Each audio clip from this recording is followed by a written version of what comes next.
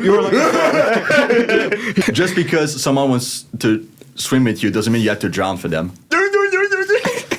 Dave, who's your Spider-Man? Who's your favorite Spider-Man? Tobey Maguire. Oh, okay, we're doing fast questions now. All right, come on. Okay, favorite color? What? Red. How old are you? 22. Favorite musician? Ooh. Come on, man. Fast questions. Kanye West. Next. Favorite Kanye West song? Kanye West song. The audience has Come to to know life. you. Donda. Come to life, Donda? Yep. Next. Okay, niche. Your favorite season period? Fall. Fall.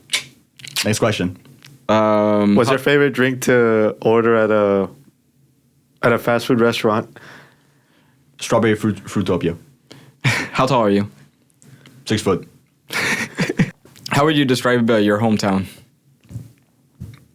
Calm and beautiful memories. How would you describe Ottawa? English people. Yeah, wait, what province are you from? Quebec.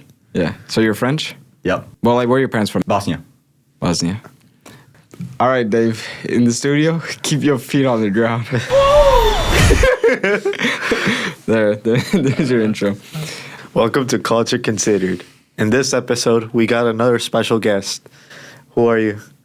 Hello, everyone. I'm David. I'm an artist, a small actor, and a 3D modeler and animator. And I'm the special guest of Culture Considered. Are you excited to be here? I am, man. Let's do this. All right, bro, don't forget about me in the corner. I'm also here. I'm far away, but I'm also here. We upped the budget. You know, we're famous now, so we got camera operators. We forgot all our day one's names, except for Dave over here. Dave, how long have we known each other? It's been almost 5 years and a half. 5, 6. Where did we meet? I remember we met in a college in Quebec in Sherbrooke. It's called the College of Sherbrooke for short. We call it Cégep, but for people in Ottawa, we can call it college. And I remember we were like in a friend group, and we started talking, and we brought like an artist that we really like, Kanye West, and the rest was history. It all started with that. It was something in common, and now we're doing a podcast together. When I first met David, he drew.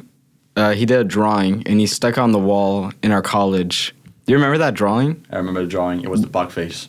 Yeah, it was. He did a drawing of poggers, and he put it on the wall, and that's the first thing I remember from you. That was innovative. It was innovation. That was my first impression. Back then, David was only known. Well, not only known, but back then, I knew David as an animator because he did a lot of drawings. Yeah. Nowadays, he's also a computer scientist or computer science. Computer science major, yeah. So why don't we talk about that? Okay, how did you get into both computer science and animation? For computer science, it was really a test. When I got my diploma at a university and I failed to enter an internship, it was a diploma for technical arts for video games.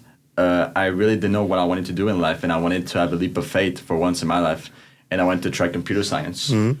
For my youngest years, when I was a teenager, I was really good with math, and I wanted to try it out. And I tried my first session. I had good grades, and you know what? Let's go have another leap of faith and try it. For animation and for art, I genuinely think it was with me since the day I was born, something I was really good at. And I really think it's something that started with me and it's gonna, end with me. What do you mean end with you? That means I'm not gonna give up on something that I'm really good at and I'm gonna show to the world. That's a good quote right there. Bro might be the blueprint. I've been put on this planet without a joke to show people that how to walk in life. Ooh, say it again. I don't like to say it because it's already recorded in history. Bro, speaking of that, what was the first animation you saw? The first animation I saw as a kid?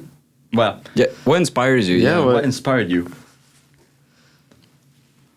A lot of kids shows, that I'm sure a lot of Canadians know. Shout out Jimmy Two Shoes, really good TV show. There was also one, Total Drama. Oh, Total Drama. I think what I really like about these shows is that the exaggeration, like things that happen in real life, animation can recreate them but make them feel better in terms of emotion, anger, joy. I really like that, and that's what I think a lot of kids watch animations, except of like drama or reality TV shows. It's because they see these emotions that they feel are like immense for them. For kids, everything for kids like saturated, and they see these like in a show for them. It's like real. It's how I feel, and that's why I was really drawn to that. Preach. So like Arthur, was Arthur in that category? Arthur. Like every day you are The bunny and all that. I don't think that was in Quebec. Arthur. Oh, Arthur. I think I remember. I think I saw it. Like the guy with the yellow like sweatshirt and the glasses. I wasn't a big fan of that. I was a big fan of Tupi Ebinou. I don't. Oh yeah, sure, yeah. Okay, that's where the real OGs. Yeah. That's what the real OGs were watching. Yeah. The like the white like. It was like a rat. Was a mouse. Yeah, it was a mouse. Yeah, It was a the cat was fun. The mouse was big. Okay, so as an animator, let's go on your animation journey first before we talk about your computer science journey. But we talked about your inspirations. What about your blocks? Like when you're drawing and you get like writers, they get writer's block, or animators, you lose motivation. How you deal with that? When an artist is stuck on an idea, ironically, it's because he's so stuck to a version of his idea that it's like hyper-fixating on a door while there's many others are opened. And what I really try to do more and more is just stop trying to fix an idea, because an idea is not something that's final. A final result is final. An idea is something so abstract, but you hyperfixate on a single door that you avoid many ways an idea could come from. When there's a group project, you don't create one idea from one guy and then everyone works for it. It's everyone working on an idea, something that's abstract, to do a final result. So if I could give one advice to artists, is that if you feel like you're blocked because you have an idea in mind, it's mostly not because you want to pursue an idea, it's because you're hyperfixated on something from this idea. And to stop this block, just look at the other doors that are open for you. For the longest time that I've known you, you've always talked about getting a tablet, like an animation tablet. Mm-hmm. What would that do for your career? This tablet is not going to do much, because that's not what makes artists. When a football player plays football, does he need to be in the big leagues to play football? No, he needs to play. An artist doesn't need high tablets to be good. He just needs to draw. And what's funny about artists is that you don't need to be good at drawing. People who don't do art look at Leonardo da Vinci and everything, and they're good drawings and they're really talented. But with when modern art came with abstract art and acting, we started to see that art could go like different ways and different frequencies. And that made me think. I spent a lot of my time thinking about having a tool that at the end of the day I didn't really need. So now I don't think as having a tablet like something I need, but something that will happen, a consequence of just drawing. People who are good at hockey, they just started playing hockey, and the rest, it wasn't something that they looked for, it was consequences. When you study hard for an exam, is the exam going to be hard? No, because you studied for the exam to become easy. So you didn't look for it, it was the consequences of your actions. So Dave, I have a question. Mm-hmm. You keep talking about artists, and you're using football players as an example or hockey players as an example. But what about you? What makes you stand out from the rest? What makes you different? I think what makes me different is that I stopped trying so hard to be different. And as much as paradoxical as it sounds, I feel like what artists do and what makes more artists stand out is how they can give emotions through their artwork, because that's what art is.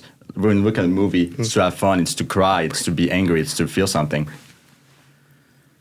And what I really found interesting in life is that it's usually those who really don't care that sometimes they get the things they want. I think we've all been in like a class where there's one guy who's like nonchalant and he doesn't care. There's a lot who don't care but they don't get good results, but there's always this one guy who doesn't care and he's actually having good results.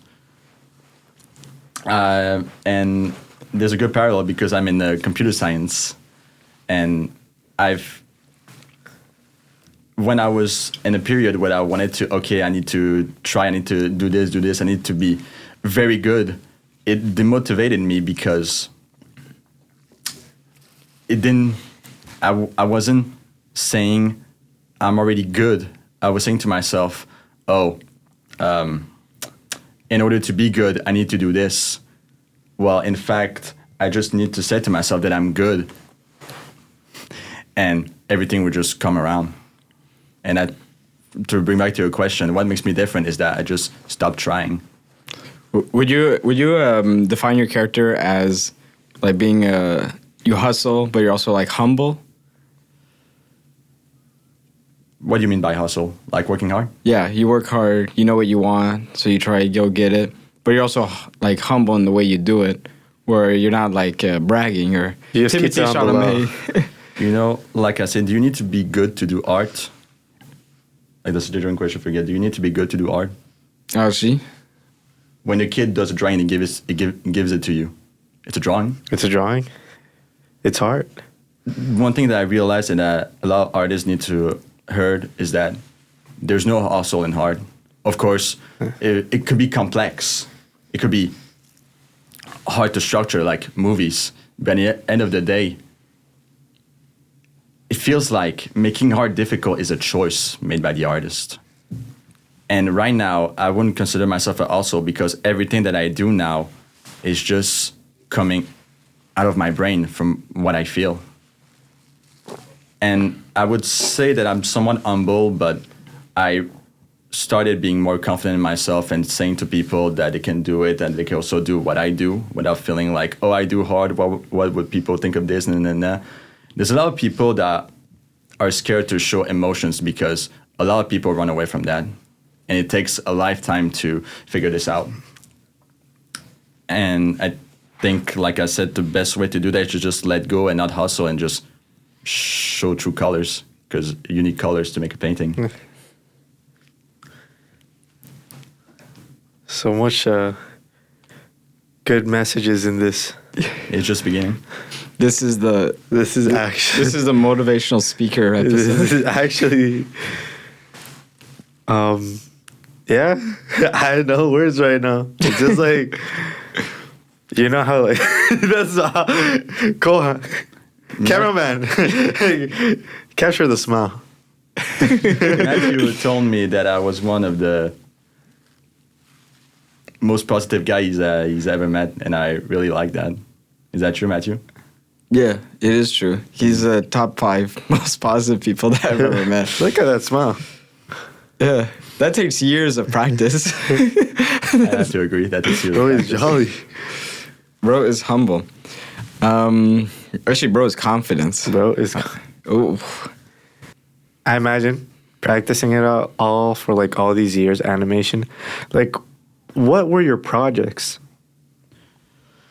Right now, my projects are things that,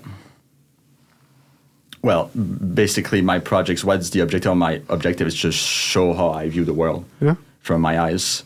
And right now I've been making just drawings that show a little bit of it. I've made some characters. Matthew knows them somewhat, and it just that's the thing. Just show it. Right now, like I said, my projects are now something big. Like, I want to do like a movie, an animation movie. I want to do a 3D movie, or I want to do like a manga. But I think you don't really need to do that to show your ideas. You can just have a sheet of paper and a pencil, and you can do a lot of things with it. What drawing styles? When I was a kid, when I was in primary school, people used to put me a lot aside because I had a difficult time hanging out with people. I was diagnosed with autism, and every other kid put me aside because I was the weird kid. And to cope with that, I wanted to watch shows, and that's where I was introduced to anime. My first anime I remember was Fairy Tail. Goated? Goated. For a kid. Now when you watch it as an adult, it's meh. But very goated, and I really liked how they did a perfect mix of drawings that were somewhat realistic and not anatomically. Faces, there's hands. If we compare it to Western cartoons like Dexter, Scooby-Doo, Dexter, it's like square faces, triangles. We tend to be more abstract in the proportions, whereas anime, it makes this perfect mix of abstract, the imaginary, new world, and our real life. And I was really drawn to that because I could see these characters are like, they're humans just like me. They have arms just like me. They have eyes just like me. They have these super cool powers. I'm proud to be a human being. And I was really drawn to that. And I really like how they did the eyes. And that was my style ever since. And I don't think I'm going to change that. You've also done 3D animation because you spent a year. Where were you studying? I was studying at the University of Quebec in Chicoutimi in the department called the NAD in French, where they specialize in video games and cinema. So I had 1 year where I could learn 3D animations and the 12 principle of animation, which is exaggeration, stretch, and squash. Basically everything that makes a good animation good. Do you also share the building with what video game company? No, it was a school, and above was a video game company. And what was it? It was Ubisoft.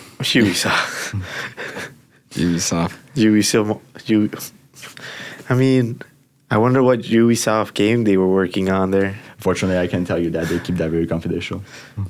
NDA.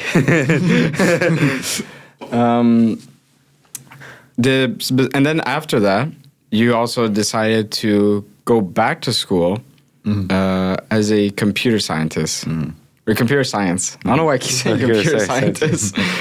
When did you realize you wanted to pursue computer science? When I stopped being afraid of it. When someone tells you, I'm not good enough, what do you think it's going to become? Not good enough. And one thing that we really need to watch out for our goals is this toxic dreamer of being hyper-focused on it that we tend to lose ourselves. I was always like, I need to be an artist, I need to be like the starving artist who's like winning like 10K a year and he eats like bread and water. But I realized that something very interesting about us humans is that we are extremely adaptable. There's one quote that my mother said that really inspired me. She used to live in Bosnia when there was a war, and she told me that, David, who succeeds more in life? It's not the strongest, it's not the smartest, it's the one who adapts in life. And when computer science was here, I wanted to try that, just try it once. And it worked. I don't know if that answers your question. Yeah. That's what you want. Good. Now there's a test, bro. you failed the test. Death. Are there like a lot of jobs openings? Unfortunately, I can't tell you that, but I know there's a lot of things going on with new AI tools. We had options for internships, which I'm still in progress. I sent my my CV to an internship to see a result. So let's see where this is going. But I should say it's very competitive compared to the 2010s. You need to stand out more. And by standing out more, I don't mean like, oh, create a new Google. Just show companies that you're interested in making stuff that they do. For example, in computer science, I did a project where I had to create a network company, which basically make sure that all the employees have an IP address that's giving automatically. Yeah, automatically. Thank you. And also a server that's able to make sure that you can write google.com and it transfer you to google.com. Because I don't know if you guys knew, but if you want to enter google.com, you need to type his IP address. Of course, you don't know that. So that's why we created DNS servers to give names to these IP address so we could access google.com. So youtube.com, google.com, those are all IP addresses. So I created that. And I also created a network so that every IP address that's private to their computer, when they go to the internet, they have a public one, and they're somewhat anonymous when they go to the internet. Bro might be the next Edward Snowden. So, like, all right. So, in like, it's so much like words, like this from there, but it's really interesting, like how like one small detail leads to another. Mm-hmm.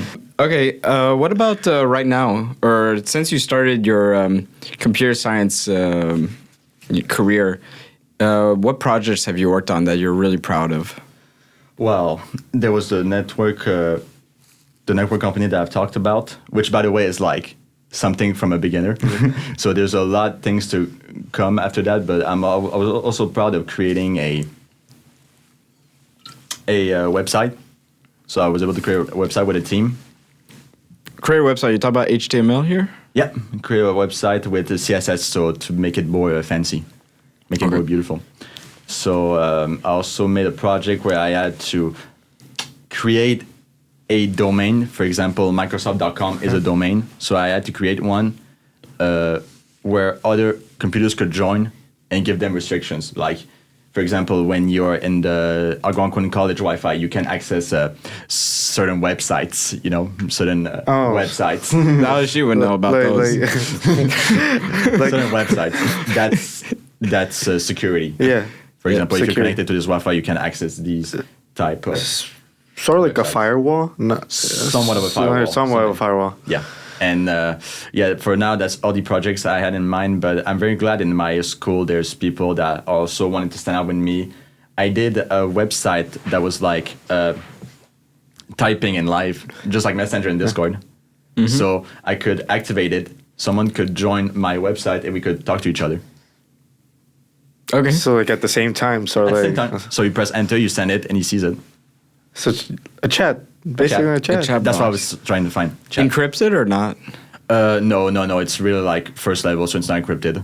Okay, yeah. You can just join it and you can type it. It's a first. What's much more harder? Debugging code or fixing animation? I would say fixing animation because as much as you wanna, the irony of hard is that no matter how much you perfect it, there's always going to be something that's bad in it. So I think fixing animation, it turns into a trap. You can upgrade it, you can put more stuff into it, but you can never perfectly fix it, just like another human being. Human beings cannot be fixed. Whereas code, it's computer language. It's all based on logic. So if there's a problem in your code, either there's a skill issue somewhere in your code, which 90% of the time it is. Like every time that I've seen a problem in my code or from my other colleagues, it was because we were ignorant and we were able to fix them. So I would say fixing animation. Now with the rise of AI, is it useful? For what? For coding or for art? Coding? For coding. It is extremely useful if you use it in a good way. All right. You have a question in homework. I'm going to google.com. I find an answer and I copy paste. That's just cheating. Okay, now replace Google by ChatGPT. Is it the same thing? that's just a bunch of codes then. Now, if I go to Google and I go to an article and I find inspiration and I write it, is it good? He's rewording it. Yeah, he's rewording it. His own words. I mean, it's original. Oh, no, sorry. I mean, doing research on a subject using Google, using certain, and then write something from your researchers. Sorry, I didn't mean like find something and then, rewrote it so the teacher doesn't notice. I meant like doing research with Google. Help you. Yeah. With ChatGPT, it's a little bit more difficult because it's pretty easy like to copy paste. But with Google, I feel like it's a more complex Google for me, more complex Google.com. And I think what's going to separate programmers from those who get the job and those who doesn't is that they know how to use ChatGPT like some sort of brother to Google, whereas people are codependent by it. So I generally think that AI is useful in the good hands. That's why professionals use it. It's not because, they're cheating or they're vibe coding. It's because they know how to use it. Now, for your other side of animation, what's your thoughts on it? This cannot be the end result. It cannot be the end result. We created art the same way the universe created us. When the universe created us, it wanted to feel what it created, so it created us. And I think we're just replicating what the universe did to us by showing it also a gift, something we created. There's a lot of things we can do in life, and I think the best thing to do is just create. And art gives so much accessibility to that. And seeing this thing originally only made for humans, by humans, it's very difficult to me to see binary codes create something similar. Of course, it can get inspired by it, but there's not the soul in it. A binary doesn't contain a soul, as much as some people in companies want to make us believe. All right. I think the best gift I had was listening to Bosnian music. It's just like Slav music. Any recommendations? No. No, it's not your time. Is it like post-punk? Or like, how is it? Like, because like in Bosnia is like in Europe, all right? Get Alex, bro. I was in Record the Alex. country. Wait. My grandpa's had farms. What are you talking about? Cyberpunk. No, post-punk. Wait. Right next to Croatia? Croatia? Croatia? Croatia. Yeah. Bosnia. What?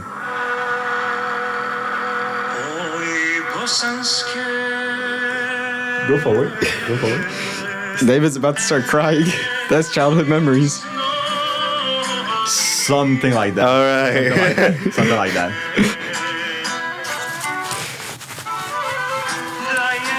All right, man. We don't want to get DMCA by the Bosnian people. And they're gonna come kill you, bro. Jeez, bro. Jeez, Louise. I was for a second like, it's because like Europe has a lot of like music, and I'm like, since I know it's like close to like like Bosnia, and then it's Croatia, Serbia, and there was like a fourth one. Romania, maybe, but and then Russia is like, yeah, I really like those music, which inspired me to make music too. I also forgot to say that. Yeah, you make music on what app? GarageBand. the most basic thing ever. Alex G. Okay, so before we end it, who you want to give a shout out to? Like a special friend, like who you think of. You just get out of a show, who you think of. Sorry, that's a Nirvana the band. Yeah. He needs the glasses, like. All right, doesn't matter. Next question. Okay, yeah. So who you want to give a shout out to? I would like to give a shout out to my mother. She's my first friend that I had in my life and my first fan, and I like her very much. Love you, Mom. Okay, that's good. Any stories you want to give a shout out to? No stories, but no stores like McDonald's. Shout out to McDonald's. Anything you want to like?